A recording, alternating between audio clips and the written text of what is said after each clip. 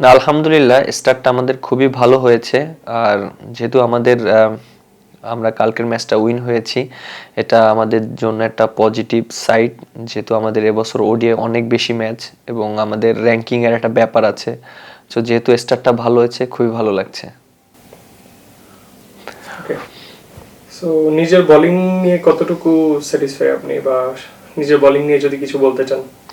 হ্যাঁ, অবশ্যই আমি বেশ কয়েকদিন ধরে বোলিং নিয়ে অনেক কাজ করেছি এবং হ্যাঁ, অবশ্যই মাঝখানে একটু বোলিংটা নিয়ে একটু স্ট্রাগল করছিলাম, বাট কোথায় আমার ইমপ্রুভ করতে হবে সেটা আমি খুব ভালো করেই জানি। সেটা নিয়ে আমি কাজ করেছি এবং বিসিএলেও 2টা ম্যাচ খেলেছি, ওখানেও সেটা নিয়ে কাজ করার চেষ্টা করেছি এবং আলহামদুলিল্লাহ কালকে বোলিংটা আমার জন্য অনেক বেশি কন্ট্রোল ছিল এবং বলের লাইন লেন্থটা খুব ভালো জায়গায় ছিল এবং উইকেটটা অনেক ভালো উইকেট ছিল।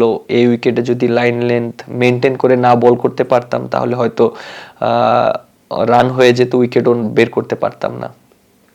সো আগামীকালকের পরিকল্পনাটা কি? অবশ্যই যেহেতু এখানে আমরা ট্রু উইকেটে খেলছি এবং অ্যাজ এ স্পিনার হিসাবে ট্রু উইকেটে বল করাটা একটু বেশি চ্যালেঞ্জিং। আর আমার কাছে মনে হয় যে আমি যদি অবশ্যই ভালো জায়গায় বল করতে পারি, লেন্থ দুইটাই ট্রাই করতে পারি, আমার কাছে মনে হয় যে সাকসেস হওয়ার চান্সটা বেশি থাকবে। Next level, well done, side by side, Fridge.